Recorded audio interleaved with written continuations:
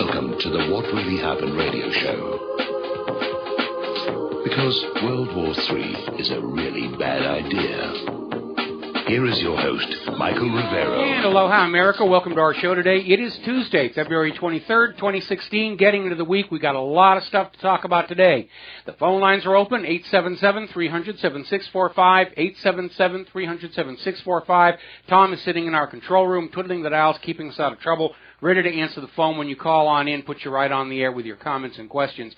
Turning over to the war zones, and again, I'm starting with this because we are seeing almost nothing on the national corporate media about how close we are to major conflicts in the Middle East, with Russia, with China. Right now, there are 30 conflicts going on, and they're all threatening to join together to become the new World War. And if you were a student of the history of World War II, that was the pattern. When Pearl Harbor was attacked, there were already conflicts all over the globe. Japan was in Manchuria.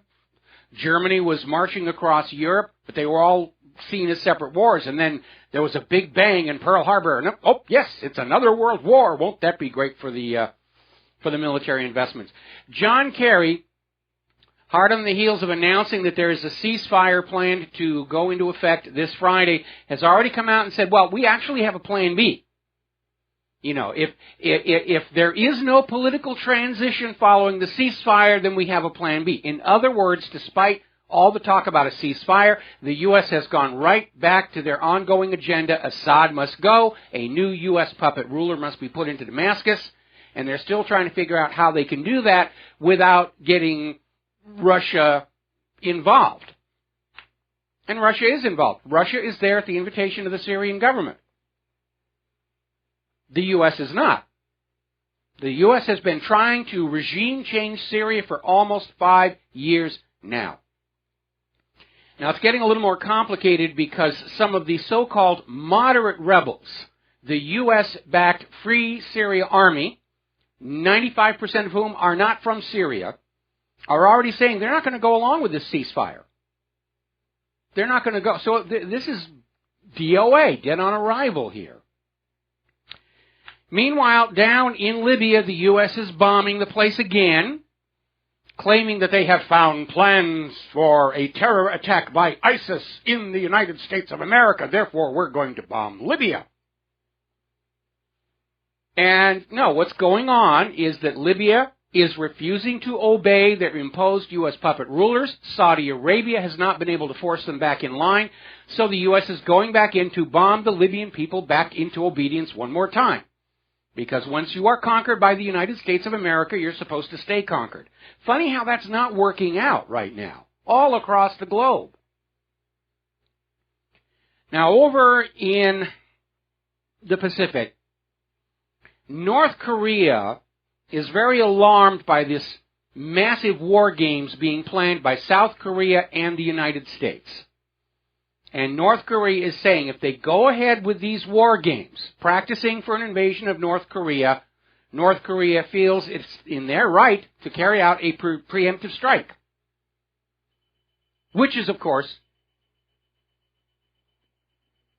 exactly what the U.S. government would like. I'm getting an alarm down here for some reason. Okay, I'll have to do... Oh, hang on a second. Okay, it's saying my battery did not pass a self-test. I only just got that. I can't figure out how to shut this off. All right, we'll just listen to it in the background. Anyway, wonderful world of high technology. Now, you remember the sinking of the Chosun? This was a ship that was torpedoed during a war game, and it went to the bottom, and immediately everybody blamed North Korea. Oh, those horrible, horrible North Korean people.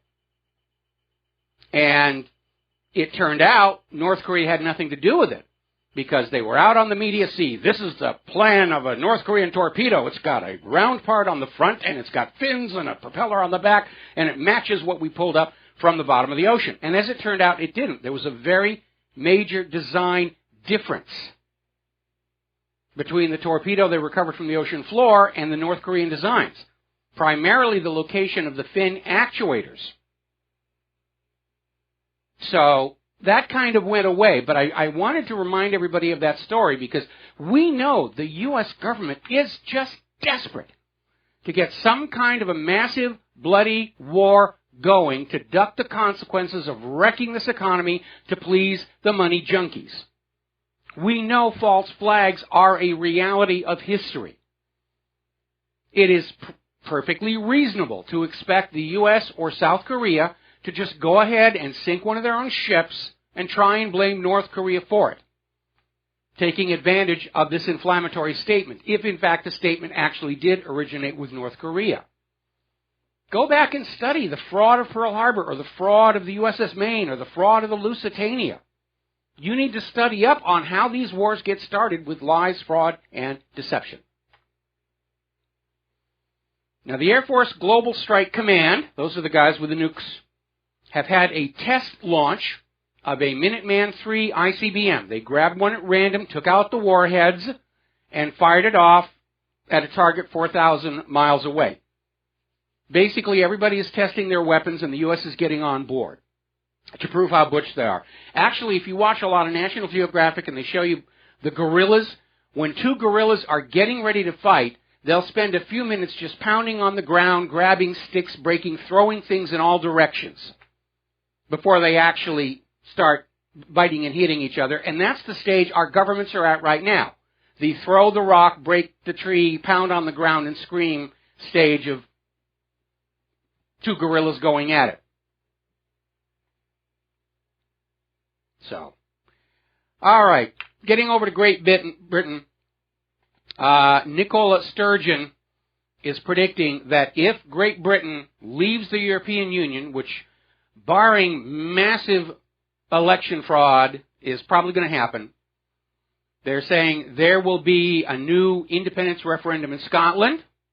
Boy, those vote riggers are going to be busy. Northern Ireland is talking independence if the Brexit happens. All these grand and glorious dreams of fusing all the nations of the world into one large human ranch filled with people who've been blended together so they don't remember who they really are. It's all coming apart here. More allegations that the latest ISIS video showing the beheading of 21 Christians may have been faked, and there are reasons. In particular, the one that's obvious to me is the shot of all the blood in the water, because if you've ever worked in film, working with blood in large bodies of water, it's very, very difficult. First of all, human blood in water, especially ocean water, looks black, not red. And it will wash away and dilute immediately. When you need good blood in water for like the Jaws movies, the recipe is very simple. It's bright, day-glow orange tempera paint mixed with Karo syrup. And the bright orange is muted down to red in the water, and the Karo syrup holds it all together, so it doesn't wash away before you can roll the cameras. The volume of blood shown in that video would require totally draining all the victims and the ISIS guards, and probably most of the production crew as well. So that part of it, I'm convinced, is absolutely fake. Another fine production of Rita Katz and Site Intelligence Group. Interesting little survey. This is being reported over at... I actually don't have the source here. I'm sorry. It's a URL I don't recognize. But there's a survey. 1,500 people, Americans, were asked to rank what they're most afraid of. And what was amazing about this is Americans' top fear is the federal government. They're more afraid of government than death, rape, murder, nuclear war, pandemics, terrorism, zombies, and even clowns. We got to take a break for commercials. We'll be right back. And aloha, America. Welcome back to the show here. Now, as we move closer to the referendum for independence for Great Britain, obviously Cameron is pulling out all the stops. They're mounting a campaign of fear that if Great Britain goes its own way from the European Union, if they stop giving money to the European Central Bank, there will be terror attacks and nuclear fallout and waxy yellow buildup and who knows what all else. And it's a big scare campaign to try and frighten the people of Great Britain into agreeing to be the slaves of the European Central Bank. And as of last count, it's not working. The people of Great Britain are just sick and tired of money being taken from them for which nothing is ever returned. It's a raw deal, whether it's Great Britain or here in the United States of America. Now, under the threat of a Brexit, the pound is seeing some downforce, down pressure, that may be artificially created as part of that fear campaign. I mean, if you really think about it, if Great Britain moves away from the European Union, the tax burden imposed on them by Brussels goes away. That's going to help the British economy. So anything that's pushing the pound down, I would suspect, I would theorize, I would hypothesize rather, that it's part of the propaganda to scare the British people. Oh, if we go into our economy will crash, it'll be worse than after Roosevelt got Winston Churchill to let the dollar be the global trade and banking currency. Meanwhile, something happened over in China, didn't get a lot of media coverage. Zhou Zhechuan, the head of China's central bank, has announced China is de-pegging its currency from the U.S. dollar. Now, that's been a big sticking point in Chinese relations for years. China always pegged their yuan to the U.S. dollar, so it didn't matter what the U.S. did. The balance of trade advantage was always to China. The U.S. couldn't devalue its currency to make U.S. exports look more attractive because China's exports were always ahead of it. Now they're delinking it. The yuan will be linked to a broad basket of currencies, including the ruble, the renminbi, and a bunch of other currencies from around the world. This could actually work against the U.S. dollar. We're seeing the whole world de-dollarize because they know it is untrustworthy. They know it is being inflated beyond measure to prop up Wall Street. If you take a ruble in trade or a yuan, you know that you can go back to that issuing country and present that ruble or yuan in exchange for manufactured goods or agricultural produce. The U.S. doesn't have that. Our manufacturing has been allowed to decay both in quality and quantity over the years of Bretton Woods, and nobody wants our GMO agriculture.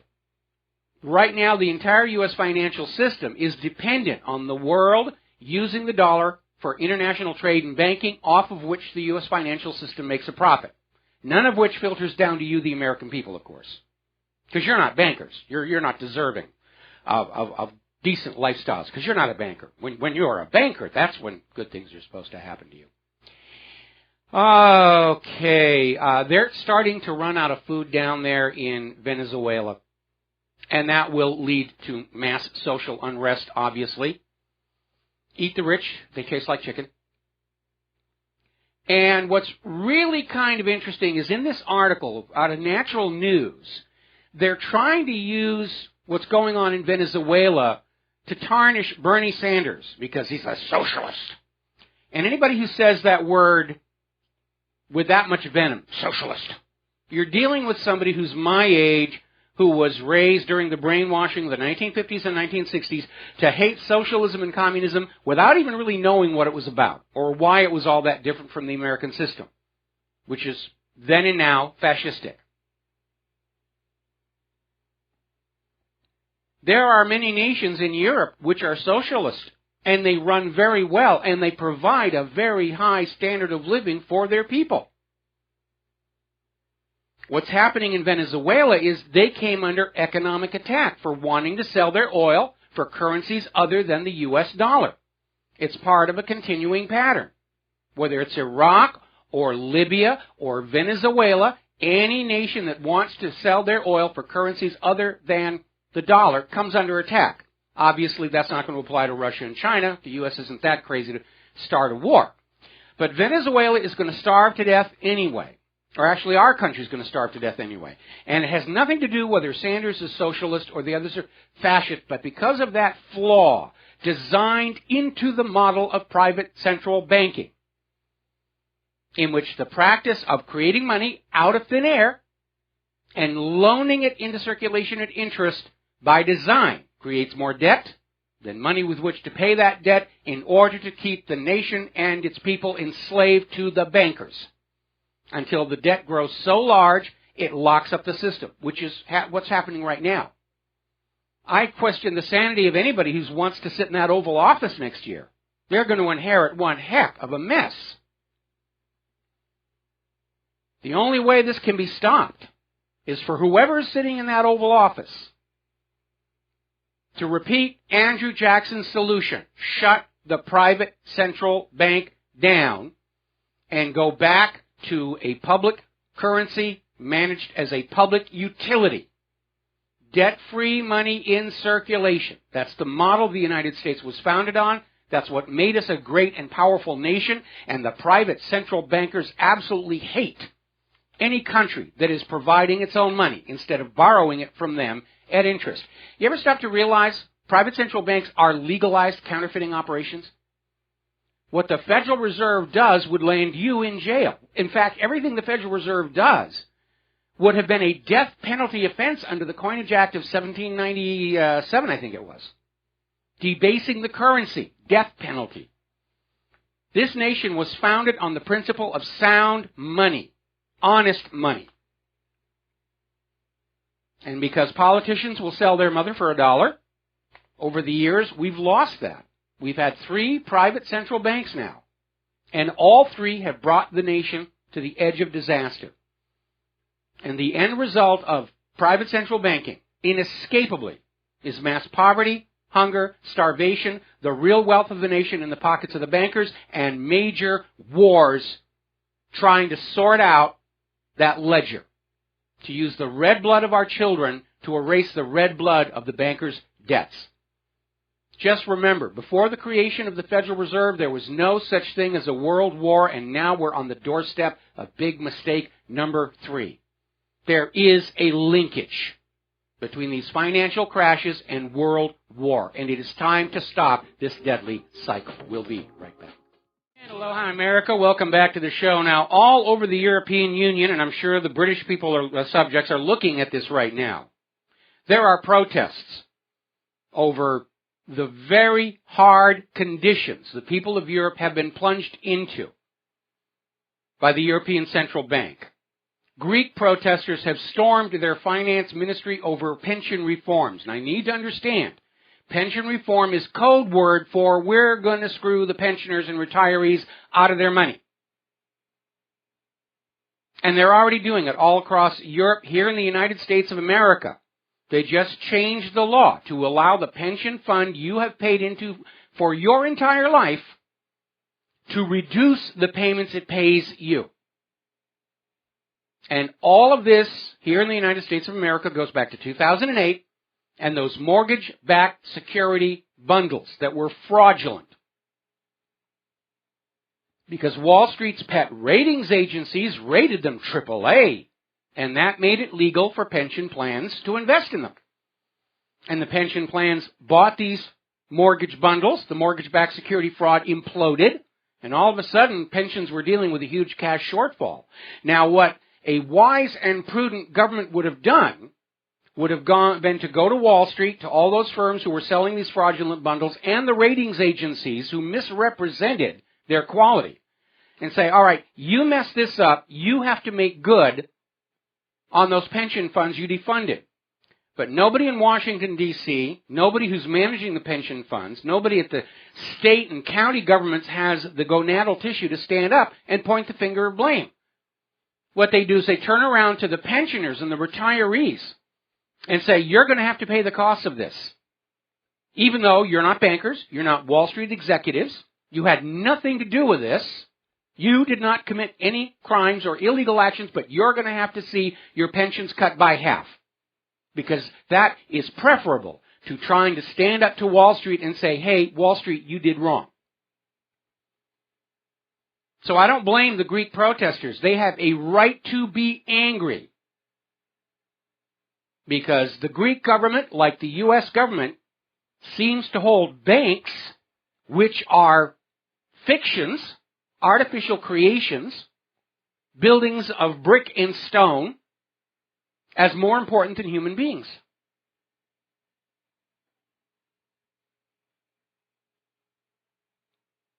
They're holding an imaginary construct, a religion, as more important than human beings. Because that's what it is.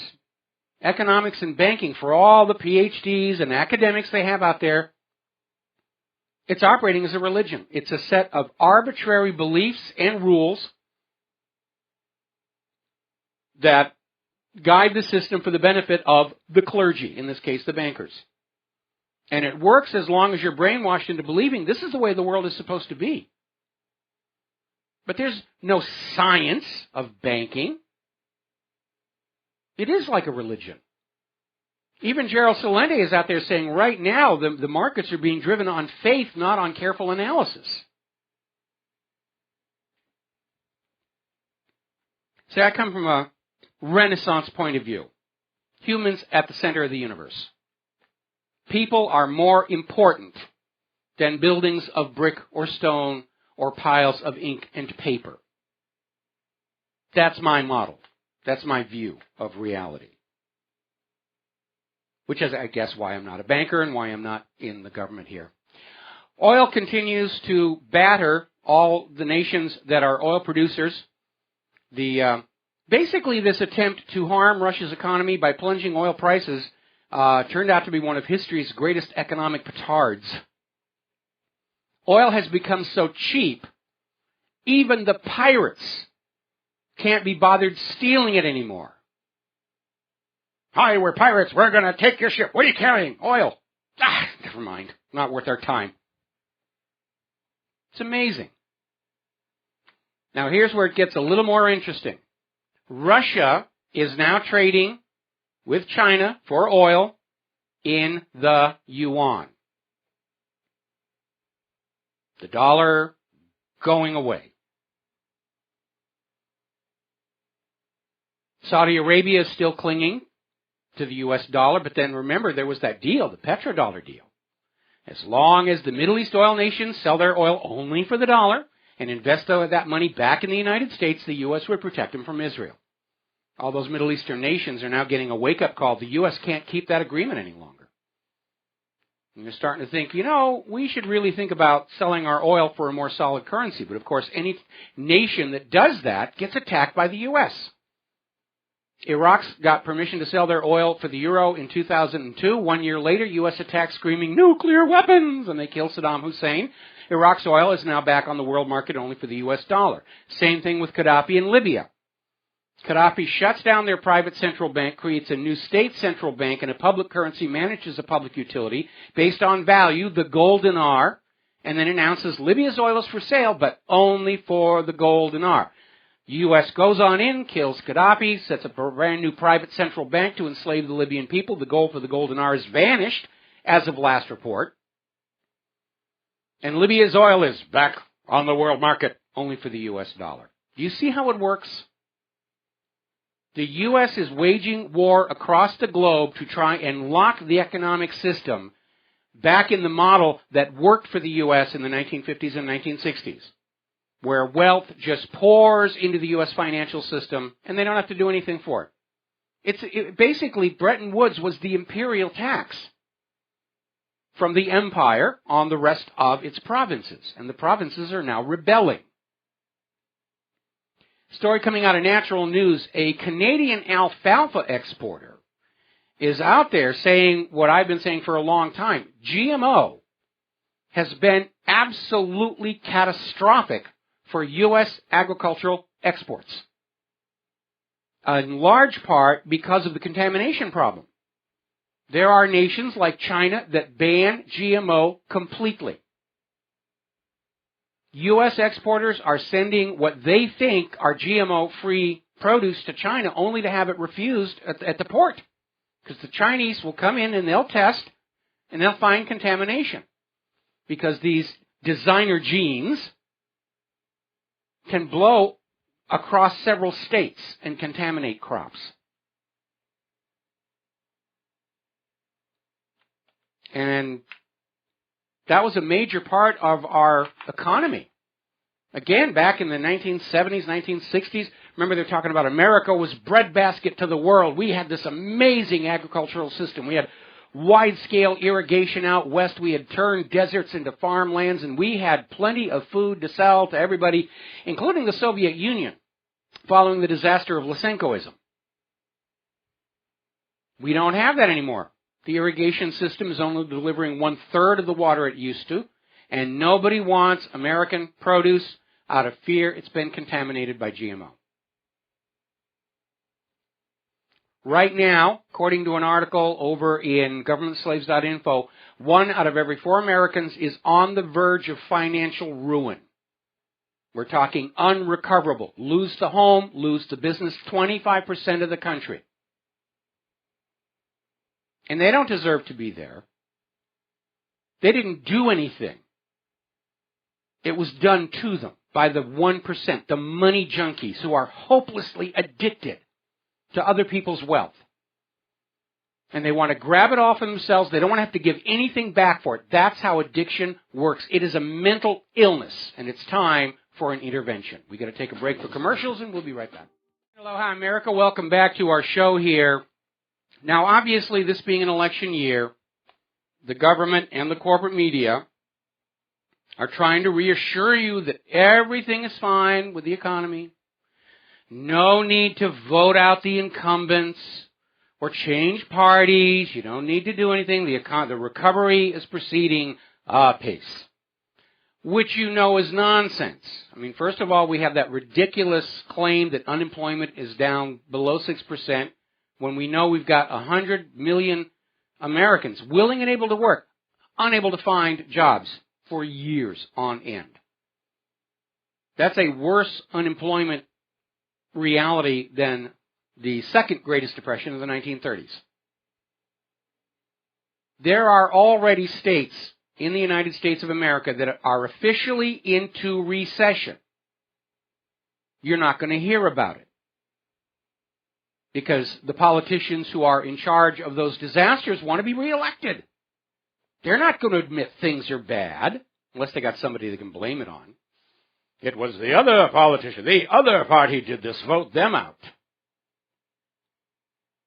But the numbers really are bad. Baltic Dry Index is down, and you don't need me to throw numbers at you.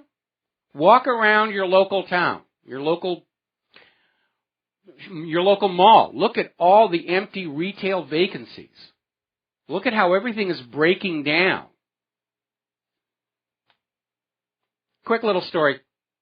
I had 2 surprises yesterday involving computers.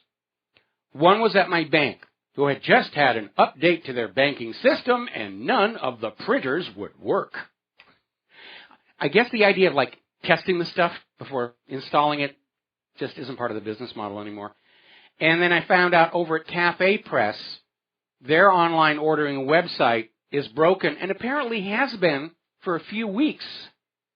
Didn't bother informing people like me that their stores aren't working any longer, so I could tell my people, customers and everything. Very reckless and sloppy. And the economy is showing all the signs of coming apart at the seams. And all the numbers on the stock market aren't fooling people anymore. Not that the numbers weren't even that good today. All right, let's talk about the campaign for the White House. Let's talk about the candidates. As you know, today we're seeing the GOP caucuses in Nevada, and all of the GOP are hoping to break Trump's winning streak. They're all ganging up on him. You know, the campaign is no longer what's best for America and the American people. It's we've got to get Trump. He's going to spoil the party. And they're all trying to figure out how they can get Trump out. And if they keep on working that way, they're going to hand the White House to Hillary Clinton. And I guess they're so afraid of Donald Trump, that's an acceptable situation. Well, you know, if it comes down to Trump and Hillary, well, Hillary, she'll do what she's told to do here. Trump is already telling his supporters, be on the lookout for dishonest stuff. They know what's going on. Americans' elections are so crooked, they have to screw those ballots into the ballot box. Now, heading into Super Tuesday, the numbers are looking really good for Trump. Right now, the polls have Trump in the lead of 10 of the next 14 states that'll go to the polls over the next 2 weeks. In some cases, he's ahead by as much as 35 points. States like Massachusetts. In some states, he has over 50%.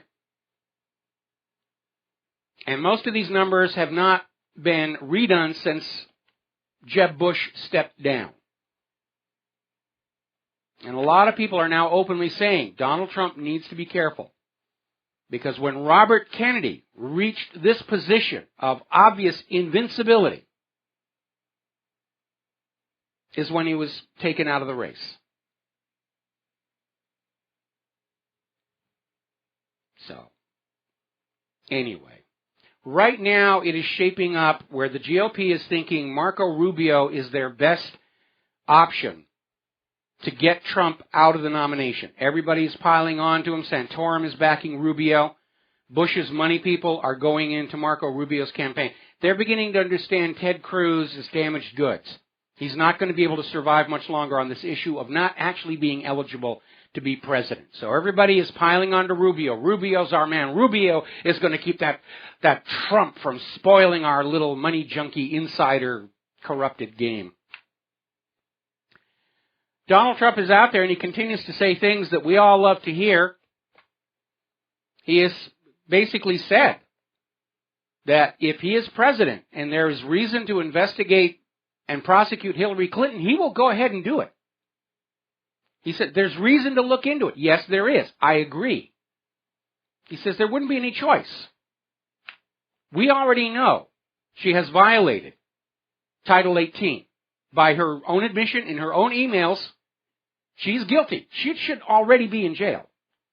Trump is also out there saying that, it is time to audit the Fed.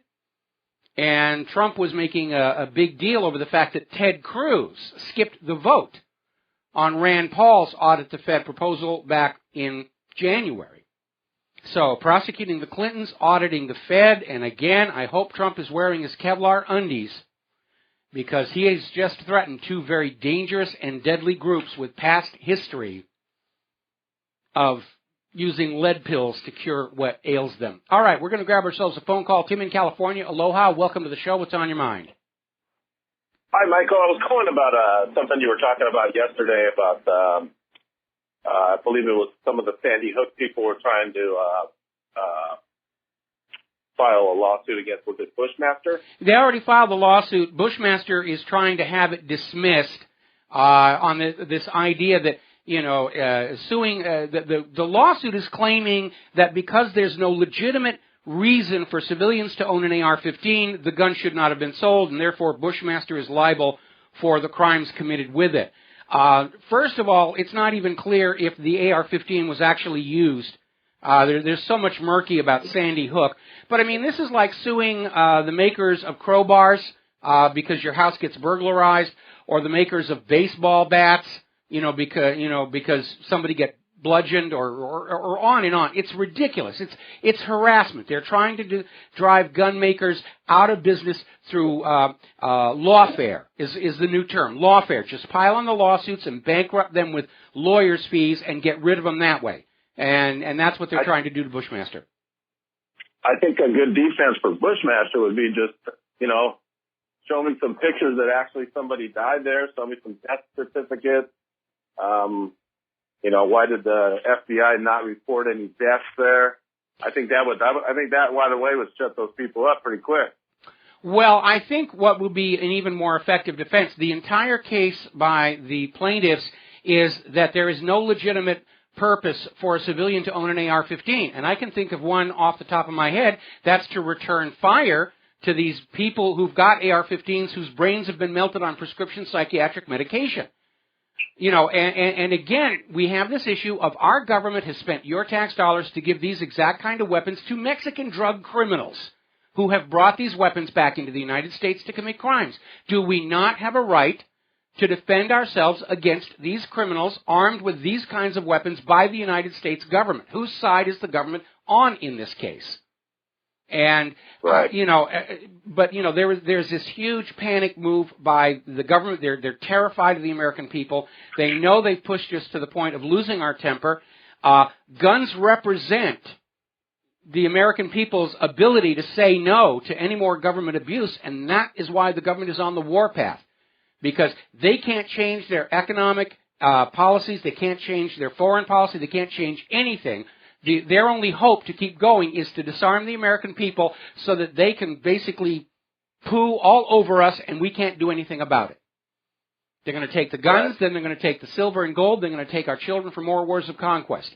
An armed American people can stand up and say, this has gone as far as we are willing to let this go. Well, thank God we only have 11 months to go, right? Well, I don't know. We don't know who's going to be in the White House next year. If it turns out to be Hillary, that's a good reason to start buying larger and heavier weapons, I think. Yeah. Well, thanks for your time, Mike. All right, you got it. Thanks an awful lot. We're going to let you go here. We got to take a break for commercials and top of the hour news. We'll be right back with hour number 2. And aloha, America. Welcome back to our show, hour number 2. The phone lines are open, 877-300-7645. We've got a caller who's been waiting patiently. Steve in Florida, aloha. Welcome to the show. What's on your mind? Hello, Mike. I don't know whether I heard it from you or not, but I heard that Obama himself has invested some of his money in these gun manufacturing companies. Well, you know anything about that? Well, I have a problem with that because, in theory, there's supposed to be a presidential blind trust where Obama doesn't know where his money is. So that's the first red flag I have on this story. Second of all, as I understand the details, Obama himself has invested in a mutual fund, which in turn has invested in gun manufacturers. Of the two, I can indirectly. But yeah, when gun sales go up, Obama's going to personally benefit. But I'm very, very concerned that Obama's personal wealth is known because there is supposed to be a presidential blind trust, so the president doesn't know where his money is. That was a big issue during the Bill Clinton administration, where the blind trust documents still hadn't been turned in 6 months into the first term. Vincent Foster, the White House Deputy Counsel, was supposed to be completing the trust declarations, but he was dragging his heels and getting ready to resign. And I think that was the reason that he was killed, because the trust declarations were completed by an unknown party 3 days later, and then later on during the hearings into Whitewater, it came out that the Clintons did have a large amount of their own personal wealth still under their control in violation of the blind trust. So, you know, that's a big issue, and if some of Obama's wealth is not in a blind trust, then he's just as crooked as the Clintons are. Well, it wouldn't surprise us. But can I mention one other thing, Mike? Yeah, real quick. Yeah, don't you think that we should rally around this news bud concept here? Because, you know, Sybil Edmonds, Pepe Escobar, James Corbett, all these people that we know, you know, it would be nice to get some news that we could trust.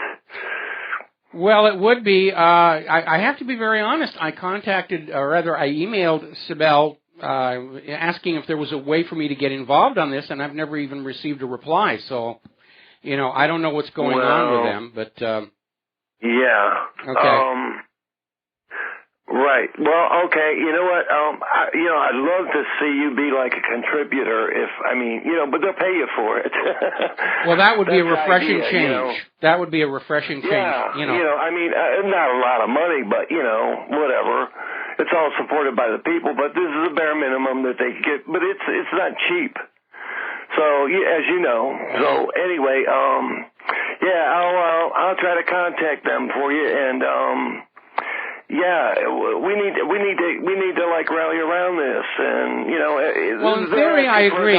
In theory, I agree. It's time for all the little tiny players in the independent media to get together and form a network so that we match in size and reach the corporate TV media networks. It is time for that to happen. We've got to stop fighting amongst each other. I've been trying to get some of our separate little online radio networks to agree to come together and form a single unit. So that, we do have the oomph to stand up to ABC, CNN, CBS, and so forth. Unfortunately, there's a lot of very strong, how should I put this, personalities involved, and yes, I know. That does get in the way. All right, listen, Steve, thanks an awful lot. We're going to let you go here. And we're going to go ahead and grab Donna in New Mexico. Aloha. Welcome to the show. What's on your mind? Hi, Michael. Aloha. I'm just seeing some breaking news on RT, and it's concerning the ceasefire deal between Russia and the United States. Yeah. And this I find very shocking. In everything I've read, I've not seen anything mentioned about this. They're saying, the U.S. is saying anyway, that if the ceasefire fails, that Plan B is partitioning of Syria. Yeah, well, Kerry's already been out there saying that, yeah. Okay, I'm sorry, I missed it. But what do you think about that? I mean, Russia hasn't agreed to that. This is just the U.S. coming on in and saying we're going to break up other people's countries and make new countries out of them. They certainly don't have the permission and blessing of the government of Syria. They're even risking losing the support of Erdogan because this proposal for a new Kurdistan is going to take pieces out of Syria, Turkey, and Iraq, and none of those nations want to surrender their territory. This is the U.S. acting like the emperor of the world again. They could actually collapse their coalition that they have still supporting them in their efforts at regime change. I think it's a very reckless, stupid thing to do, and they may be doing it because they realize they're running out of time. And if their goal is to take the larger, more powerful Middle Eastern nations and turn them into smaller, weaker nations so that Israel doesn't feel afraid of them, they may feel that they have to just try and rush it through right now when nobody's looking. That could also be the reason why we're not seeing any of this stuff on the national TV news. Astonishingly enough, that is absolutely true. And when I talk to other people that I know that watch the mainstream, they have no idea about this deal. So that was my question. That's your answer, and thank you. All right, you got it. Thanks an awful lot. Let me get the right window up here. We're going to let you go, and aloha. All right, getting on back to the campaign and the candidates. Very interesting article coming out of readersupportednews.org. The GOP is still in denial about Donald Trump and about Ted Cruz. They're still living in a world where big money and endorsements will win offices. But obviously, Jeb Bush has proved that paradigm doesn't work any longer. Jeb Bush had huge amounts of money. He burned through $130 million and has nothing to show for it. He had all the top endorsements, and he went nowhere. Trump is spending his own money, tiny fraction of what Bush did. Nobody's endorsing him except we the people. We see how that turned out. But the GOP is still conducting their strategy in the post-Bush campaign on the rules that worked a decade ago. Endorsements and money and star power, and the people will just be gulled along with it. No, they're not. They're very slow to realize that the internet, social media, independent media has changed the fundamental way that information flows through society. The American people are not naive any longer. They're very suspicious of the government. They think government is the biggest threat to their lives right now. So they're looking very, very closely. The GOP is also in denial over the fact that Ted Cruz does not meet the constitutional requirement to be president, but the GOP party leadership echoes the words of George W. Bush, that Constitution is just a blankety-blank piece of paper. I don't want to hear about it anymore. Well, GOP, and for that matter, the Democrats, and for that matter, Washington, D.C., those are the rules. That Constitution and the Bill of Rights are the rules under which we, the people, allow you to act as a custodian, or janitor, if you prefer, of our national sovereignty. And if you do not wish to play by those rules, the honorable thing to do is to resign and find some honest employment someplace. Now, there's another article out here in PatriotRising.com that is hammering a point that does need to be hammered. Democrats, your votes don't matter during the primaries and the caucuses. Hillary will be anointed the nominee. You are being told by your own party leadership what you want doesn't matter. Remember when this nation was founded on the principle of one person, one vote? We've lost that. This superdelegate system is not in the Constitution. It is election fraud under color of party politics, but it is election fraud. They're taking away the candidate you want to force one on you, not of your choosing. That's anti-democratic. It's dictatorship. We'll be right back. And aloha, America. Welcome back to our show here. So we're looking at Hillary. She is the presumed Democrat nominee for president going into the general election, barring the unforeseen. And they don't even seem to care that you know they're cheating. It was wide open. This thing coming out of Nevada, where Hillary supporters are showing up. They're not being registered. They don't know if these people are from that precinct, from another state, legally allowed to vote. The caucus went on all day long, and we saw in Iowa, Hillary's people will count you as a vote for Hillary if you show up for just 5 minutes, and then you leave. And Hillary's people could be going from precinct to precinct to precinct to precinct to precinct. They could be counted 5, 10, 15 times during the caucus. It is a very sloppy process. Now, there was an interesting article that came out of Zero Hedge. This is the most common reaction Americans have to Hillary Clinton, where they went out and they said, what's the first thing pops into your head when I say Hillary Clinton? And the top responses are dishonest, liar, disliker. There is a notable discontinuity between what people in public are saying about Hillary and the claimed results in the caucuses, which underscores that the discovered instances of cheating by Hillary's people in Iowa and Nevada are just the tip of a very big iceberg. Now, things may get a little bit more intense, because apparently the federal judge who's overseeing the lawsuit by Judicial Watch against Hillary Clinton is saying that he is on the verge of issuing a subpoena for Hillary Clinton's entire private server account, everything on it, because he is concerned that the Obama administration has been giving Hillary special treatment. Yes, they have. By her own word, she has committed felony violations of Title 18. She should already be under arrest.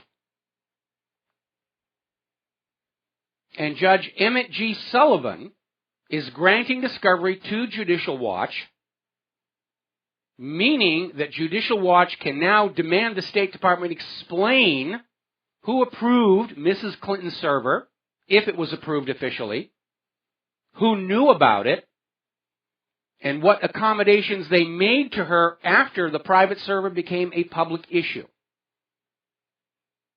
Judicial Watch over the years has done tremendous work at digging out corruption. I am still absolutely convinced, based on the Chinagate scandal in 1996,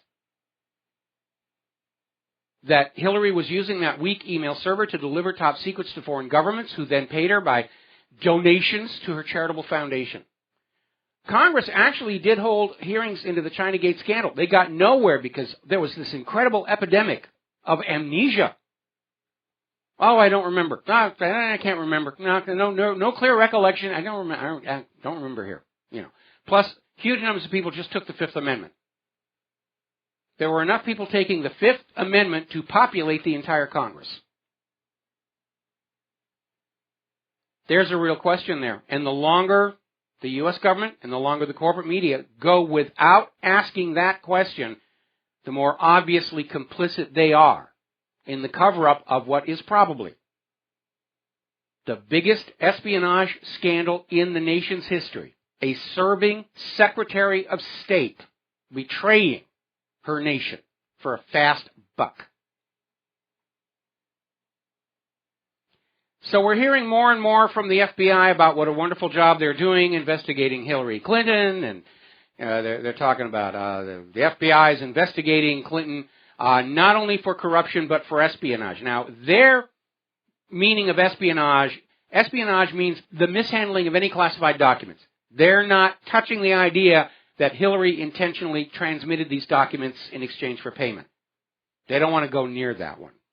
And they're out there talking about how hard the FBI is investigating, and they have all these hundreds of people out there, and obviously, the FBI wouldn't be diverting so much resources on a wild goose chase here, and just trust the FBI, they're doing a thorough investigation. And frankly, I smell a big FBI rap on this issue because of my own personal interactions with the FBI and the Clintons all the way back in 1994. And the murder of White House Deputy Counsel Vincent Foster, which was made to look like a suicide, and anybody who asked impertinent questions about the facts that contradicted the claim of suicide had their careers and lives ruined. I'm one of them. So much for see something, say something.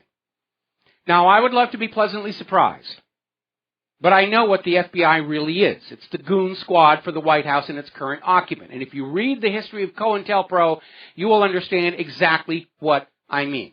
There is already an ironclad case to arrest Hillary for felony violation of 18 U.S.C. 793. The fact that it hasn't happened yet tells me that in the eyes of the FBI, the Clinton crime family are indeed above the law.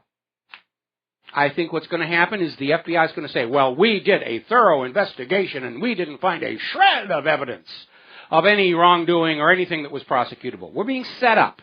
That's why they keep talking about what a thorough investigation the FBI is doing, to reassure us when the FBI says that Hillary didn't do anything wrong, that we will believe them. Do you know that a British double agent, Dusko Popov, codename Tricycle, handed the FBI the complete Japanese plan for the attack on Pearl Harbor in August of 1941? And the FBI said it was nonsense and threw it in the trash. That is the competency of the FBI for you. All right, we got a caller waiting on the line here. Dustin in New Jersey. Aloha, Dustin. What's on your mind?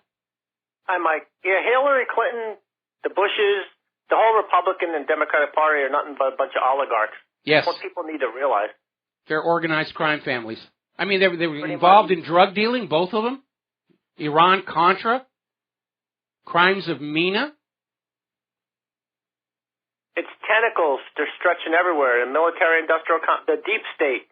People need to realize this. So Ted Cruz, Rubio, they're all bought and paid for. All you have to do is look at Rubio's background, pretty much mirrors, like you said, the project from New American Century. These people are warmongers and money junkies, and they don't give a crap about you, and they never will. So I don't know why people keep supporting Cruz and Rubio and Clintons, and they're never going to do anything for you. People need to wake up.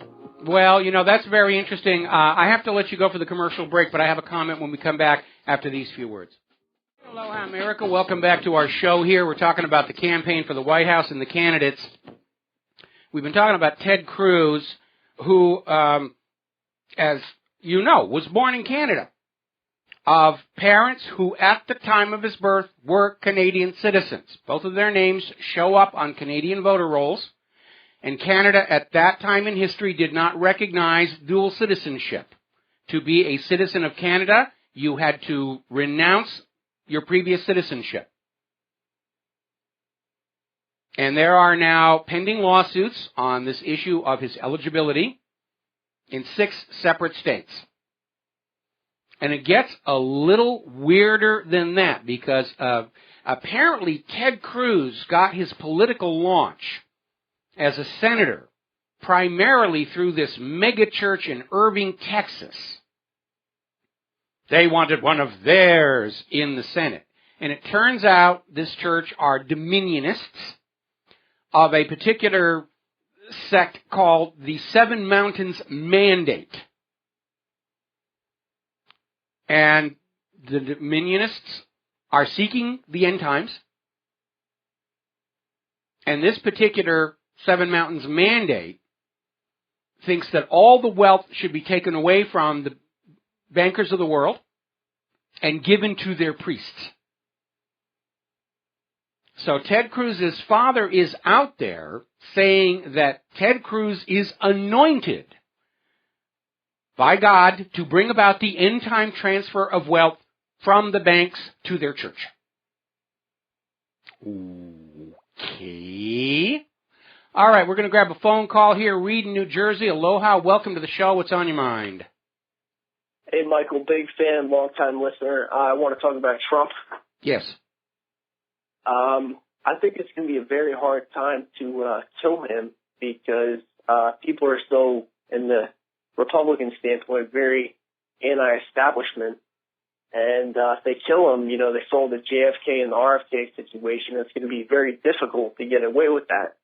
They may not care. And They may not care. They may just pop him off and say, you know, this patsy did it. That's it. That's the. I mean, look at how all these years later, even though the vast majority of people know John F. Kennedy was the victim of a conspiracy and the Warren Report was a joke, and the official position of the U.S. government was crazed lone nut assassin Lee Harvey Oswald.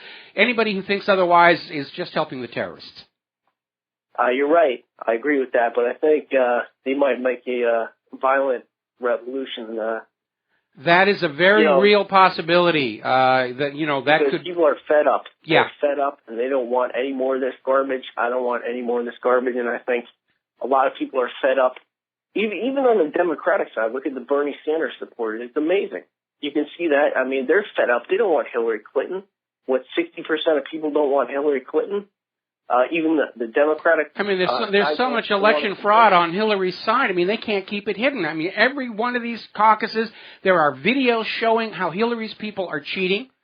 And the part that really alarms me, and ought to alarm you as well, is that so far Bernie Sanders' lawyers have not made any requests to Iowa and New Hampshire to preserve the caucus records, which you have to do. The superdelegate situation is asinine and absolutely ridiculous. The superdelegate situation is unconstitutional. It is anti-democratic. And again, Democratic voters need to walk away from this saying that your party leadership does not think your vote matters. They will choose the candidate they want, and then they demand that you support the candidate they have chosen. That's the way the former Soviet Union used to operate. The party would name the candidate and then demand that people support the anointed ruler. Do we want to really go back to the Soviet Union? I don't think so. But you're right. People are very angry. I'm angry. I've been at this for 20 years. I've been doing talk radio since 2007. I'm reaching the point where I can't keep my anger under control any longer. I go on out and I take out my fury on the bougainvillea out by the end of the driveway. All right, one last point, Michael. Thank you for the phone call. But with Trump, I mean, it is going to be close with Hillary because you have too many, minorities and women that are going to vote for Hillary just because she's a woman and a Democrat and going to hand out free stuff. But if he does gain more momentum, it's going to be difficult to kind of cheat him, I think, out of the race. Your thoughts, and I'll hang up. Thank you. Well, it depends on how obvious they want to be with the cheating. Because at this point, Hillary's people don't seem to care.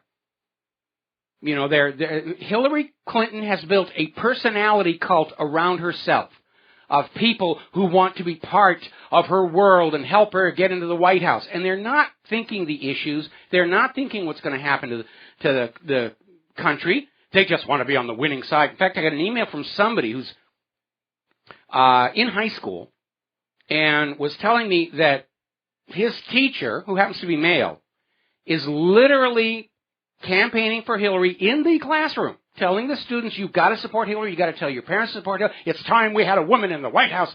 And you know something? People who choose their leaders on the basis of gender or color or whatever, they're very poor Americans. Remember what Thomas Jefferson said, the highest duty of every American is to be fully informed so you can make good choices, and that includes the candidates. If you go into a voting booth and you're going to vote for a woman because she's a woman, you're not really fulfilling your duty as an American. And you really ought to take it upon yourself to say, I'm totally ignorant about what's going on and how my vote might harm the country. I'm just going to sit at home. But Hillary is rallying the troops on a personality cult. And the greatest tyrannies in history have begun as personality cults. Mussolini and Hitler, to name two. And I think parents ought to be very alarmed, or would be, to find out that teachers in schools are using these public schools as a platform to campaign for a candidate. I think in many states there are actually laws against that. You're not supposed to campaign to coerce your students, to coerce the parents to support a candidate. not on taxpayer time in a taxpayer school. Now, if you're a teacher and you've got strong political views and you run into your students at the supermarket or the shopping mall, that's a different matter entirely. But I'm very alarmed at how many people are supporting Hillary, know who and what she is and what she and Bill Clinton have done, and they don't care. They just want their candidate to be there. We want a woman in the White House. We want a lesbian in the White House. It's time that we do this. And it's all being driven by personality cult.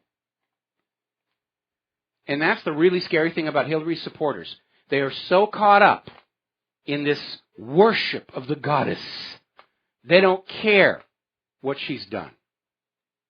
They know what she's done. They don't care. It's a religious cult centered on Hillary Clinton. And that's very, very dangerous. Now, apparently, according to this story that we got off of Investment Watch blog, the Obama administration is apparently fighting in court for the right of illegal immigrants to vote in U.S. elections. Now, what's going on here is, in point of fact, under U.S. law, illegal immigrants, non-citizens, are not allowed to vote. Period. End of discussion. What Obama is in court trying to do is to find a way to outlaw checking ID for elections. It's like what they did in Nevada with Hillary's caucuses. We're not going to, we'll register them later. It's, whatever. So you don't know if somebody has a legal right to vote. They're literally giving this nation away to people who are here illegally, who are not citizens, because they think that's going to put them over the top. And it may be the difference. There are now suspicions that Obama won the election in 2008 primarily because illegals were being allowed to vote. Do you want foreigners deciding the future of our country? Well, heck, we've already got that with Israel. We've got to take a break for commercials. We'll be right back. And aloha, America. Welcome back to the show here. Now, there's a very interesting story coming out of rumormillnews.com. And basically what they're talking about is Obama is getting ready to sign an executive order going around Congress to basically claim that the Bureau of Land Management's land grabs are now perfectly legal by the will of His Imperial President Obama the First. Now, there is a problem with that. First of all, the President cannot write laws from the desk of the Oval Office. The legitimate purpose of an executive order is to execute the will of the Congress. It's an instruction to the executive branch. It's not binding on the other two branches of the government or we, the American people.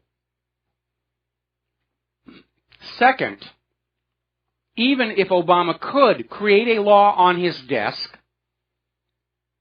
it violates the Constitution, the Enclave Clause. And the Supreme Court ruled in Marbury versus Madison, laws repugnant to the Constitution are automatically null and void. We don't have to wait for the Supreme Court to make a ruling. If we recognize the law is unconstitutional, we are not bound by it. But we know why Obama is doing this. The government is broke. And the last official act of any government is to loot the nation, and that's what they're doing. They're grabbing all your money. They're trying to grab your silver and gold. They're grabbing your land. They're grabbing your businesses. They're taking all of the public assets that were built with your tax dollars and selling them into private ownership to rent back to you who paid to build them in the first place. So when the big kaboinga happens, I want you all to remember the concept of odious debt. Are we the people really responsible for all this hideous debt the government has run up without our permission? No, we're not. We're not responsible for debts incurred for war, debts incurred repressing the population, spying on us. We're not responsible for debts incurred propping up Wall Street or propping up Israel. And in a nation with rampant election fraud, we the people may not be responsible for any of that debt in the first place, because we cannot know for a certainty that the people in Washington, D.C. who claim authority over us won it honestly. If they steal the elections, we're not responsible for the debts they run up. That's just the reality. Now then, down in Fiji, and sadly I was correct, the death toll is rapidly moving up as they dig out from underneath Tropical Cyclone Winston. More than 100 dead, and that's not the end of it. This is the most powerful hurricane ever documented in the Southern Hemisphere. Winds reached 184 miles an hour at the eye. That is insane. And Fiji does not have a real good building code. And it is a terrible disaster. And we all know what's going to happen. The same people who went on down and bought up Haiti for pennies on the dollar following the earthquake, they're already on their way to Fiji. And they're going to go into all these people whose lives were just destroyed and say, well, you don't need this land anymore. The buildings are gone. Well, we'll give you a few bucks for it. And they'll build up new luxury resorts and they'll make money on the place. And the Fijian people will be marginalized and shoved off to some of the outer islands. Get them out of the way. It's called disaster capitalism. Now, over in Greece, 8,000 migrants are now stranded. Macedonia has closed their border. Will not allow any more migrants and refugees across. This thing is really coming apart over there in Europe. Now, here's a story that came out of againstcronycapitalism.org, and I think it underscores my comment that government doesn't care about you. They're just in it for themselves, from Hillary Clinton all the way down to the lowliest official, and this is a good example. Over in New York City, some workers trying to justify their cushy government paychecks were going around street markets, and if they found fruit displays more than 4 feet in front of the store, they were simply picking up the fruit and throwing it in the trash. This in a city with 60,000 homeless, hungry people. Some city official is justifying their cushy taxpayer paycheck by saying, oh, this stand of bananas is 4 feet 2 inches from the front of the store. We have to throw it away, confiscate it because you're not playing by our rules. And again, it shows you, they don't care about you. They worship the banks. They worship the paper rules and regulations. They don't care about you. You're not important to them, to their worldview. I think it's time to go long on tar and feathers over there. Story coming out of the Star up in Ontario. Somebody was actually asking how many of the homeless are turning up dead, especially after the hard winter. And apparently nobody in Ontario is actually tracking that. Not a number that anybody would want to take responsibility for. It's not a number they want you to realize. That those homeless people that you are seeing in the streets of Canada and the United States of America who were made homeless by the money junkies, they don't live forever. They're dying in the streets. They're starving to death in many cases. Or they're victims of violent crime by people who figure it's okay to attack the homeless because the cops aren't going to show up anyway.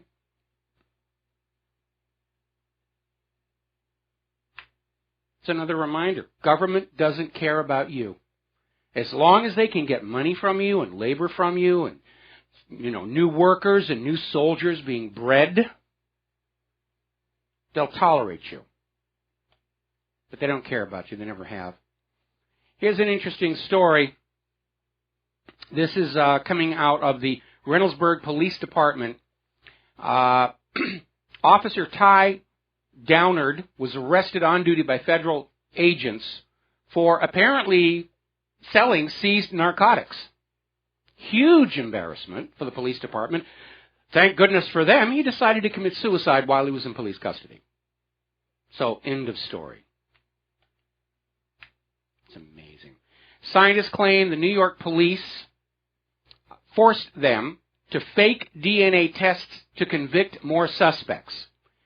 These are scientists, and they have been subject to retaliation by the New York Police Department.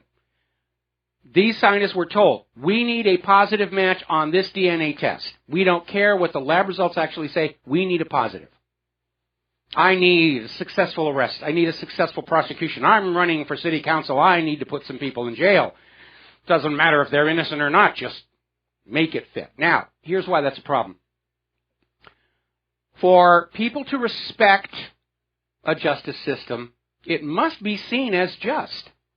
Convicting the guilty, but protecting the innocent.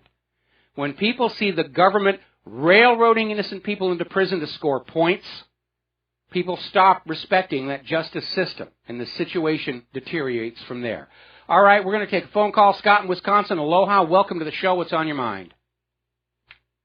Scott, are you there? Scott in Wisconsin, I am not hearing you. Okay, I'm going to put you back on hold. There we are, and we'll try and get back to him after the top of the hour news break.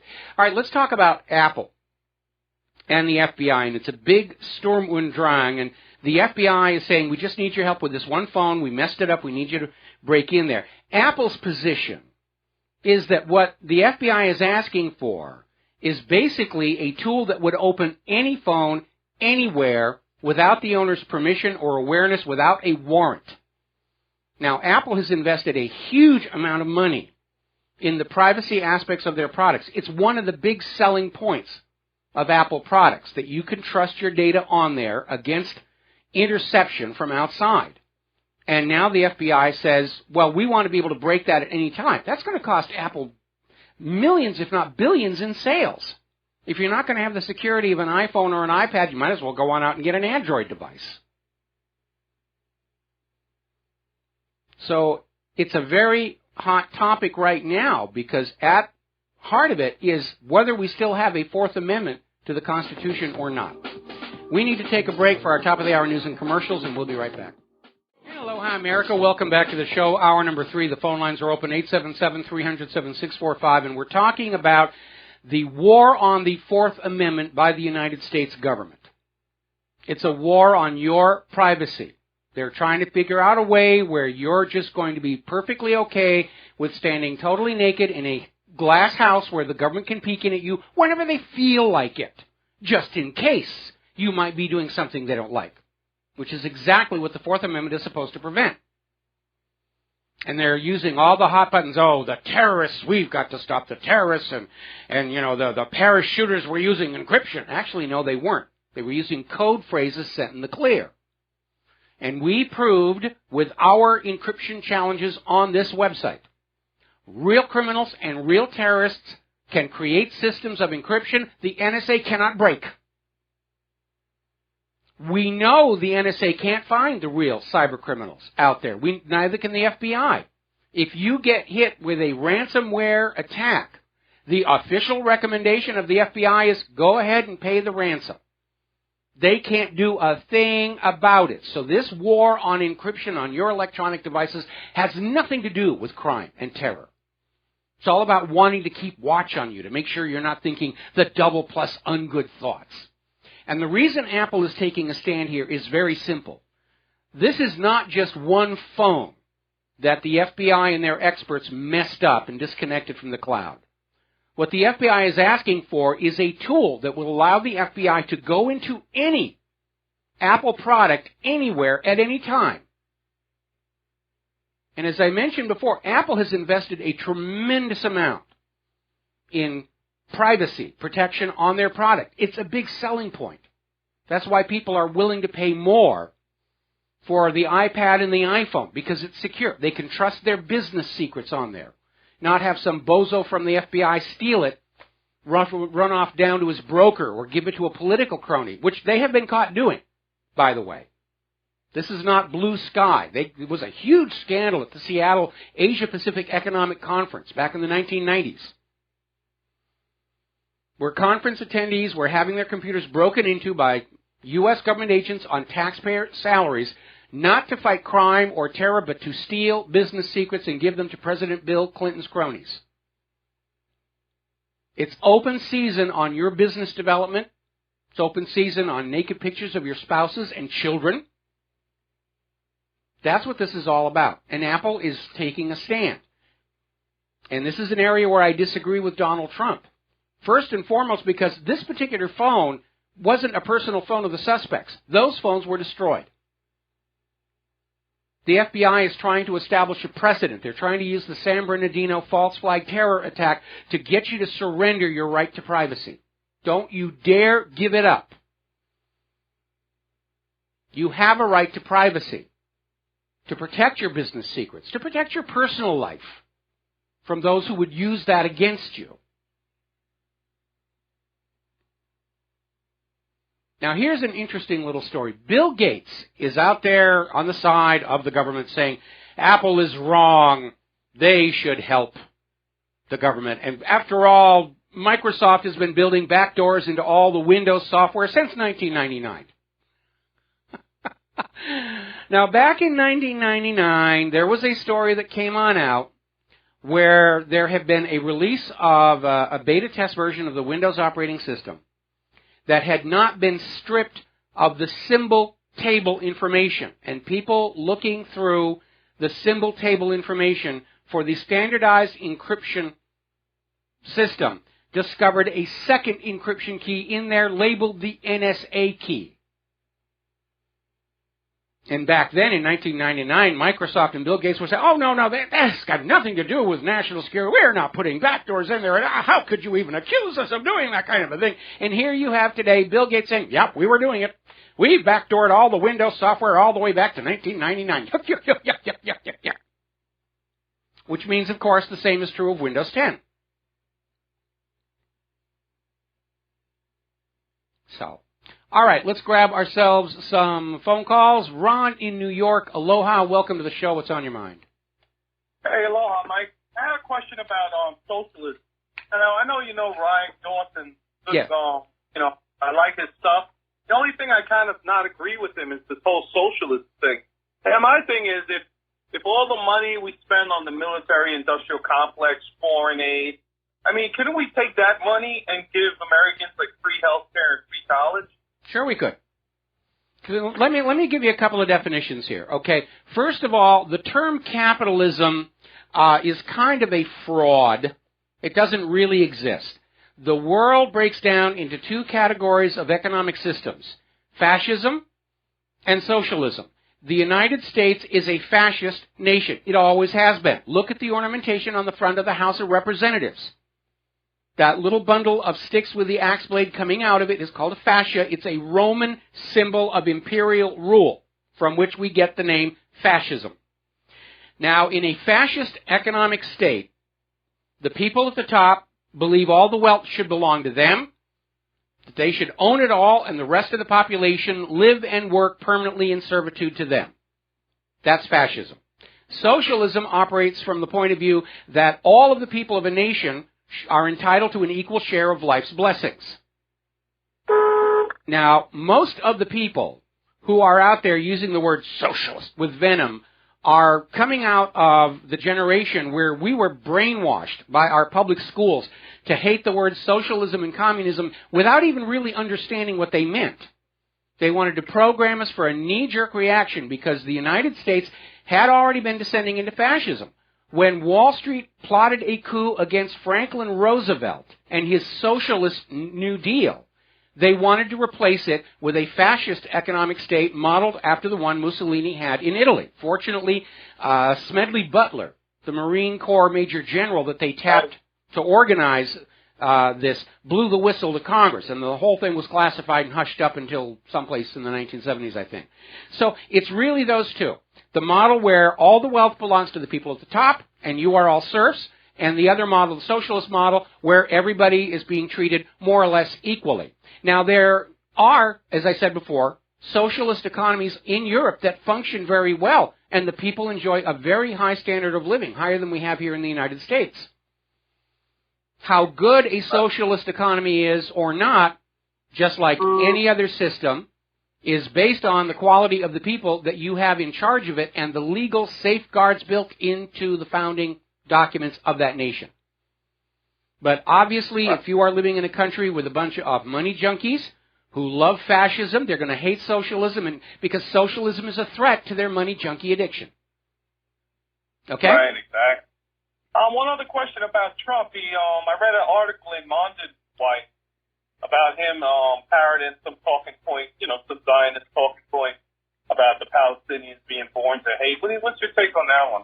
Well, Donald Trump has been very forthcoming in admitting that he has business dealings with people in Israel, and he understands Israel still has a huge influence on American media and finance, but he's come on out and said, I have to tread delicately with them. But if you look at the Israeli media, they absolutely hate Donald Trump. They don't think he's going to be a pro-Israel president in the White House. They want Hillary in there. Hillary's already been over. She's touched the rocks and said, yeah, I get to be president now. Israel wants a complete, total, devoted pro-Israel president, and from the Israeli media, it's clear they don't think that's Donald Trump. And to me, that's a very strong recommendation. Great. Thanks a lot, Mike. Keep up the good work. All right. Love you. Thanks an awful lot. We're going to let you go. We're coming up on a commercial break, so I'm going to leave these other calls until after we come back from these latest words. And then we got some science and health news to deal with. Actually, the phone lines are really loading up. We may be doing phone calls for the rest of the show. We'll be back after these few words from our sponsors. Aloha, America. Welcome back to our show here. The phone lines are loaded up here. Before I get to the calls, though, I got to share this story with you. Okay, we just put it up at WhatReallyHappened.com. It's coming out of IB Times over in Great Britain. Apparently, Windows 10 latest upgrade will switch all of your file associations to Microsoft products as the default, and you can't change it back.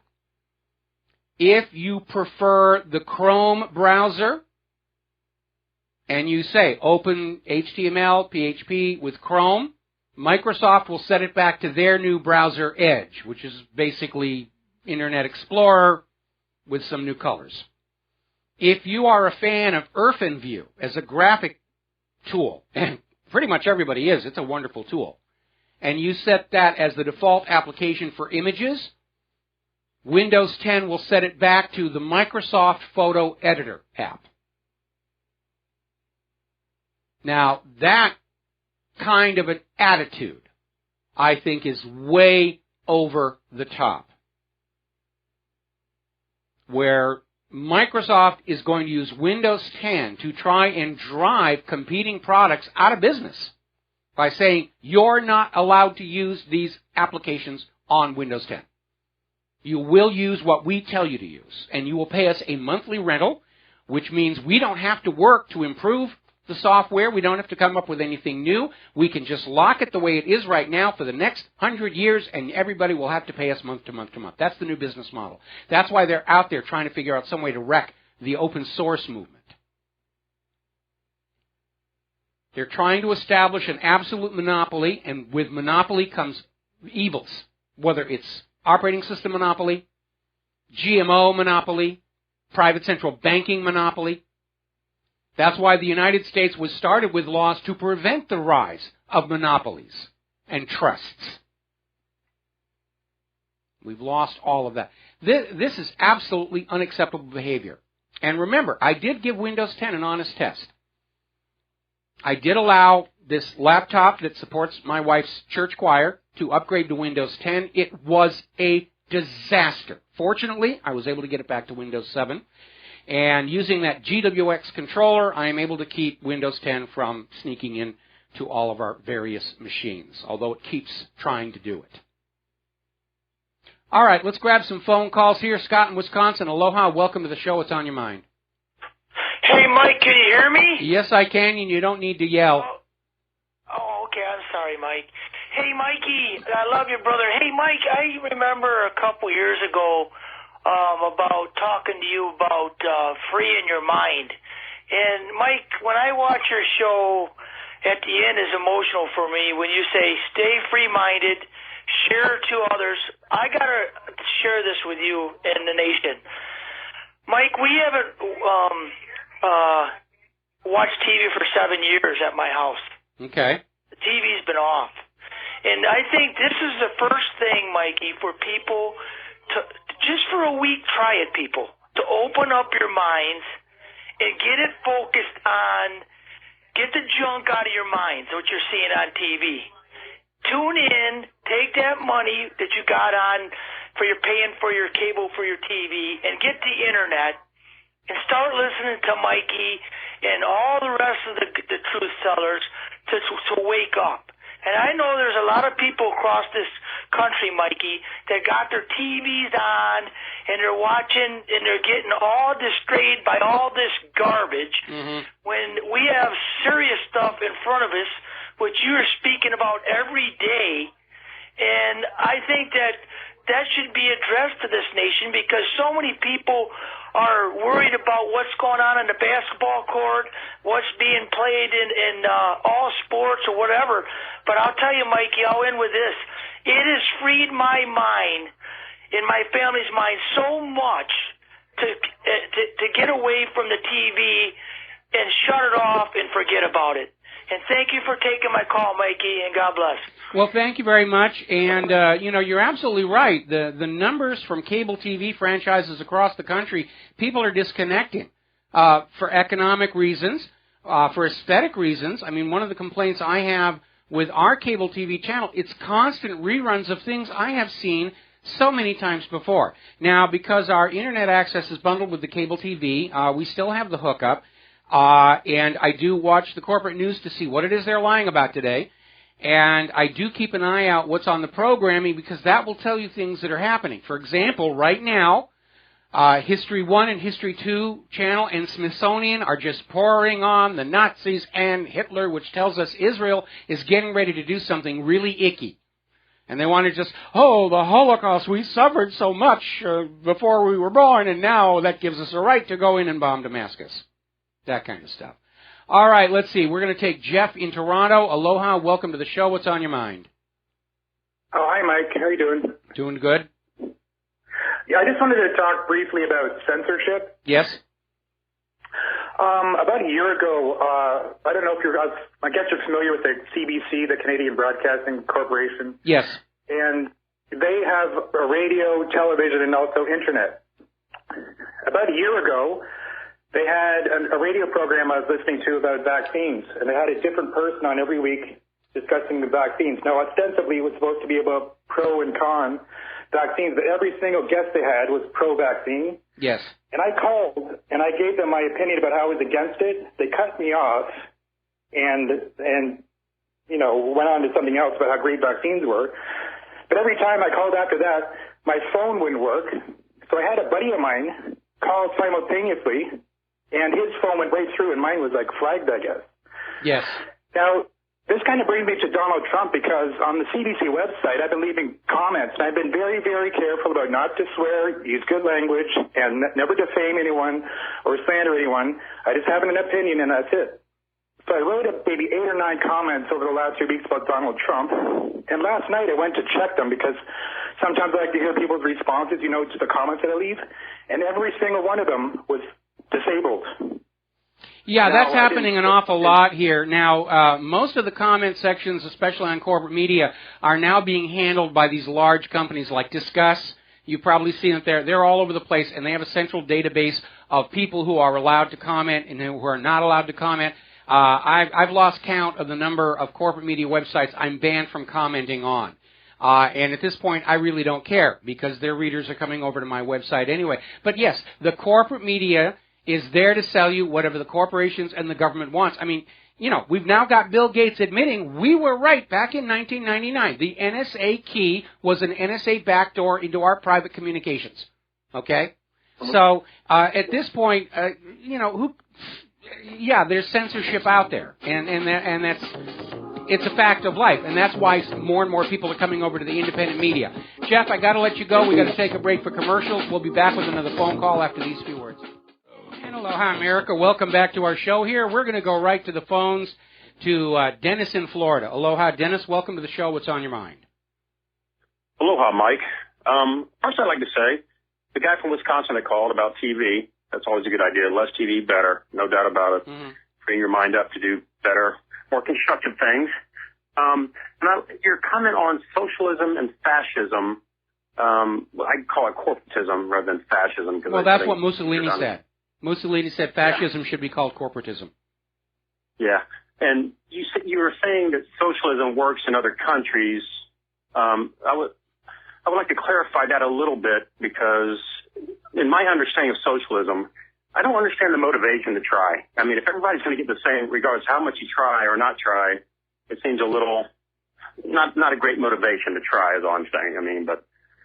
Let me offer you the counter argument. I mean, they're not socializing esteem in the eyes of your friends and neighbors.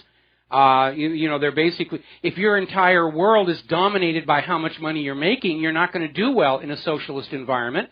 But on the other hand, if you want to be a scientist, just to be a scientist, I mean, that's going to drive you forward to accomplish.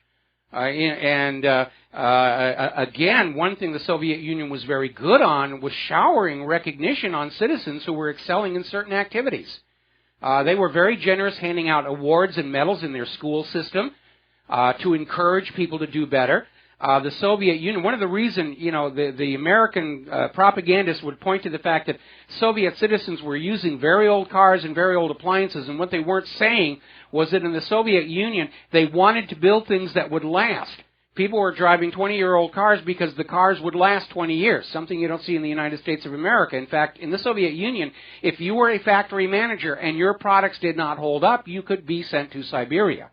So it was a very different way of approaching these problems. The U.S. Is very big on planned obsolescence. They want things to wear out so that you're constantly having to buy the same thing over and over again. And there are ways to motivate people that aren't rooted in economics. The fact that you don't see that, I think, is a big problem with our educational system.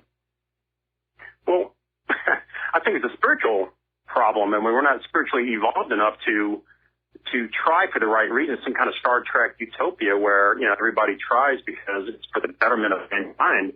I mean, we're still rudimentary in our evolution. Well, I want to do well because I want bragging rights. I worked here and I did this and I have this trophy and the rest of it. Unfortunately, in our society, especially with the politically correct crowd, we've actually erased the idea of taking pride in your accomplishments over people around you. That's now politically incorrect. We're going to give everybody in the school a C because we don't want the people who aren't achieving to feel bad. And that leaves us with only one motivator, and that is money. And if you completely reverse it, where, the money is an equalizer and you are driven by other ambitions to excel, whether for your own personal vanity and ego's sake, to dance at the Bolshoi Ballet or to go to the Olympics. If you think about it, people who go to the Olympics don't make a lot of money off of it unless they win afterwards. People who excel in the fine arts don't make a lot of money doing it generally, but they do it for the love of the art. And we need to bring back those motivators and sort of dethrone, that dollar sign paycheck as motivating our population, because especially as the economy dries up, if you have a population of people who are motivated only by what they're being paid, and there's no money to pay the society is going to lock up. You need to find something else where people are going to say, all right, we can't make money in this economy. The money junkies have it all. Let's redefine ourselves in terms of what motivates us to excel. Let's excel for the sake of excellence. Let's achieve for the sake of achievement and accomplishment. And, that's a big way of breaking free of the bankers, because if they can't steer you by dangling dollars in front of you, then you're not their slaves anymore, are you? No, I agree. I completely agree with what you're saying. I'm just saying it's going to be almost an impossible task. I think people down deep understand this. I mean, to excel for the sole purpose of being better, doing your best. I mean, I completely agree that if you follow your heart and follow your heart, money and success will follow, but that's not the system we live in here in America. I know, but would you answer me this? Would you not think it easier on a smaller scale to make this concept work, like to maybe divided by states? I mean, smaller countries surely have a better way of making a system like that work. But as no, it's just what's going to happen. What's going to happen is the American people are going to stand up all of a sudden and realize that this materialistic money junkie society isn't working, and it's going to be a social revolution. It's going to make the 60s look like the 50s in terms of people just saying, to heck with all this chasing after dollars and materialism and living in debt. We want to go back to something where we're just free to do what we want to do and not be connected to a corporation, not be connected to a government. It's going to be a social revolution, a peaceful one, a quiet one. and it will basically be the American people saying, we're sick and tired of dancing to the banker's tune. We're sick and tired of living our entire lives struggling to get these little pieces of ink and paper because we're told we owe something to somebody for nothing that we ever received. And I think that revolution is already well underway, where people are starting to redefine themselves in non-monetary terms. And I think that's already happening. Okay? I hope you're right, Mike. Thanks. All right. I think I am. We're going to let you go, and we are going to switch over to Mark in North Carolina. Aloha, Mark. Welcome to the show. What's on your mind? Hello, Mike. Mike, you know, it's funny. You were just talking about that show there, History Channel. I just watched. While I'm listening, I'm also watching that about the Third Reich. Yes. But, you know, it's pretty interesting when you look at that. They just were playing a part of the burning down of the Reichstag. Yep. Reichstag. And, man, it's scary. I mean, it's spooky how much in common it has really with things like 9/11, you know? Again, they found an excuse to gain more and more power for the Nazis, to crack down on the communists, and basically give all power pretty much to this, to the government. I mean, I'm wondering whether we didn't learn some of that stuff about, especially I'm also reading that book by Roger Stone about the Bush family. And I mean, these people, not only the Bush, but a lot of these, you know, corporate types back in the 1920s and 1930s, they were supporters of Hitler. They were. They were supporters of Hitler and Mussolini. They almost had a coup d'etat against Roosevelt. You know, for all that we've been told about the Nazis are bad, did you ever hear of something called Operation Paperclip? Of course, bringing a Nazi scientist over. It wasn't just the scientists. The rocket scientists, the biological warfare scientists, the military designers, politicians, propagandists, espionage people. The U.S. government grabbed as much of the Nazis' governmental structure as they could, brought it to the United States, gave them all new identities, and basically they were using these people to help set up the CIA. Obviously, the public face was von Braun and the NASA rockets, but they brought a lot of these people over to advise the U.S. government politically on how the Nazis were able to so totally control their population. And out of that came Operation Mockingbird, which was the CIA's grabbing control of all media. All of that was learned from the Nazis. Mind control, MK. By the way, that reminds me, too, we talk about mind control, MK Ultra. Did you hear today that the shooter there in Michigan, he got some kind of a phone call, the passenger said? Yeah. And then he started going crazy. I mean, you know, that kid again, who knows what that is? So it reminds me of that Charles Bronson movie, Telephone, where they had all these people planted in the U.S., and all they had to hear was this line from a poem over the telephone, and they would go carry out acts of sabotage. Yeah, this Kalamazoo thing, I mean, the guy has no prior record, and he's just, everybody says he's fine, and he gets a telephone call, and all of a sudden he flips out. So you have to wonder what's going on there. Anyway, listen, we got to let you go. We got to take a break for commercials. We'll be back with one more phone call after these few words. Hello, hi, America. Welcome back to our show. We're going to take one more phone call on our show today. Donnie in California. Aloha. Welcome to the show. What's on your mind? Donnie, are you there? Going once? Going twice? Okay. Can you hear me? Now I can hear you. There you are. What's on your mind? Quick question for us to think about, all us Rebel Rangers. What if the FBI did get into the iPhone, plant what they needed to plant, and then locked it back, and now I'm going to have this ultimate plan that eventually Cook is going to go ahead and say, okay, he'll cooperate, and then they get in and find something that the ultimate plan to destroy America. You think that's possible? It's possible. We've seen so many false flags. Would anybody believe it? No, not at this point. The government, the FBI, corporate media's credibility is in the Al-Qaeda, and every time they try another lie, they just make the problem worse. I mean, they're really trapped by decades of mendacity. They can't start telling the truth about anything, or it's all going to unravel. And they keep on lying, it's still unraveling. They've put themselves in one heck of a corner. Right. And that would be the only way of trying to get us to believe it, if they all of a sudden now open it, and they say, oh, look at that. There was something in there. Maybe that's why they locked it, and they kind of had it Well, it could very well be, but, once it's in their custody, it doesn't matter when the stuff gets planted in there. They'll just come on out and say, oh, look what we found on here. We found copyright violations, and, ISIS is ignoring copyright, and they're stealing intellectual property, and we have to go kill them because of that. Again, at this point, who's going to believe what they say? Who in their right mind, who's not on a government paycheck, is going to believe what these people are saying? And I don't know if you saw this, if you heard or saw the CNN reporter at the time. They were reporting a lady who worked there, and she had called off for that day. Mm-hmm. She said there had been drills following up to that day, and also on that day that there was a drill going on, she believes. She had called out, but she said there was a drill going on that same day. That was on CNN. They actually had it live. Oh, yeah, there was a drill. They showed the vans and everything. I mean, the three shooters who actually did the shooting were described as tall, white, athletic men, three of them, and magically Voldemort waves his wand, and they turn into these two little brown-skinned people. Yeah. Okay, Mike, I'm going to let you go, man. Thanks for doing what you do. Keep it up. All right, thanks an awful lot. We're going to let you go, and we're going to go ahead and close the phone lines for today, and I got a couple of stories for the rest. This is going to be really, really good. Okay, I'm looking at this story from the Fox News affiliate over in Federalsburg, Maryland, and apparently they're dealing with, all of a sudden, they have found 13 bald eagles found dead on Maryland's eastern shore, and they haven't been shot. There's no physical sign of trauma or damage, so they're sending these bald eagles for autopsies in case they were poisoned.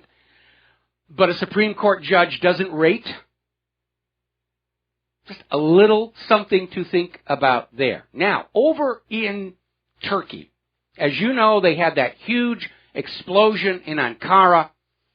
Turkey's out there saying, they were Syrian, they were ISIS, they were this and they were that. Well, apparently they got DNA evidence from the perpetrator of this blast in Ankara and confirmed he's Turkish, or he was. It was another false flag. Time makes ancient truth uncouth. Hoaxes and frauds you could get away with before rapidly fall apart as science evolves. And a good example of that, of course, is the Holocaust, which had the story about lampshades made from human skin and soap made from the fat of Jewish prisoners, and mass graves at Treblinka. And then you get DNA testing, scanning electron microscopes, and ground-penetrating radar, and all of a sudden you find, the lampshades are made out of goat skin, which was actually a common craft material at the time. And, the soap has almost no fat in it at all because it's a wartime soap, and the fat that's in the soap is actually from pigs, which is an embarrassment for all those people who were burying bars of soap in cemeteries. And ground-penetrating radar shows the soil underneath Treblinka has been undisturbed since the last ice age laid it down. It's very hard to come up with a convincing hoax that survives the test of time and science. Most of the people who start these hoaxes don't really care anyway. They just want it to last until they retire, they're out of office, or they go to their graves happy after lifetimes of wealth and privilege and power. That's basically it. And this idea of the Ankara blast, well, DNA, it's a Turkish guy. It's a false flag.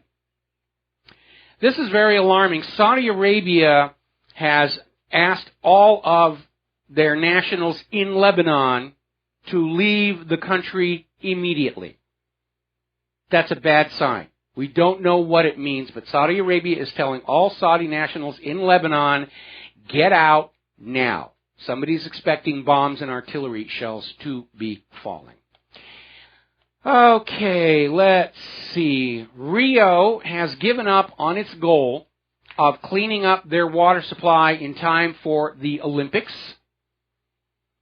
And I'm sure this is good news for all the bottled water companies who are going to be down there with truckloads of fresh water that they sucked out of Lake Michigan in California.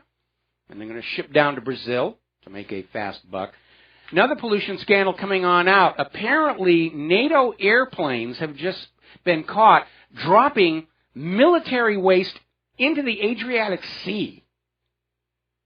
That includes old munitions, bombs and rockets. And they're not just dropping them in the special designated zones, but apparently they've been caught just flying out off the coast, dropping it and coming on back.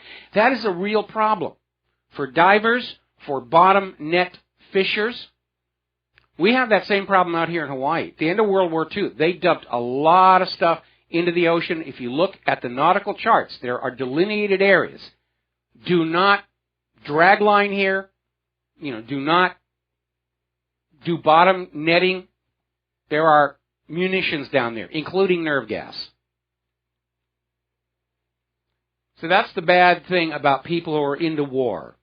Their entire consciousness is victory now, and we don't care what happens to who comes after. Anyway, fluoride has now been officially classified as a neurotoxin in the Lancet, which is the world's most prestigious medical journal. If it's in the Lancet, this is for real.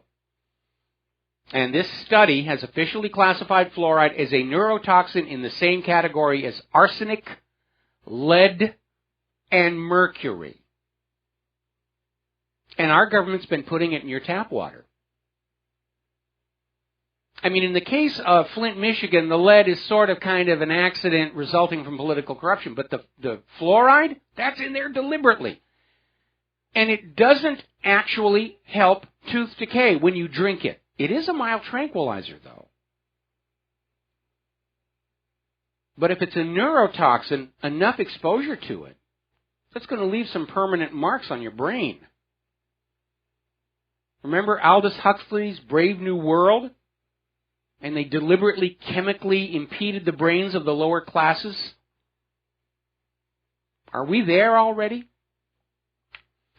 If you have a sweet tooth, I guess pretty much everybody does, Mars Candy Company is now recalling candy bars in 55 countries, millions of candy bars. Apparently, they have discovered shreds of plastic in its products. They're not sure where it's coming from. I don't know. Did Mars announce they were going to go GMO-free? Maybe this is industrial sabotage like they did Chipotle. As a matter of fact, yes, I think they did. I need to look into that. I seem to recall Mars Candy Company saying they were going to avoid GMO products. And boy, all of a sudden, there it is. It's like our entire world is being run by the mafia. If you have Google Earth, you might want to go on over and look at the image of the Fukushima power station. There's a little function in Google Earth where there's a time slider where you can go back years and years and years and just step forward all the available images, and you will see that since the Fukushima meltdown, the entire area has now become covered with these giant black plastic storage bins of radioactive waste.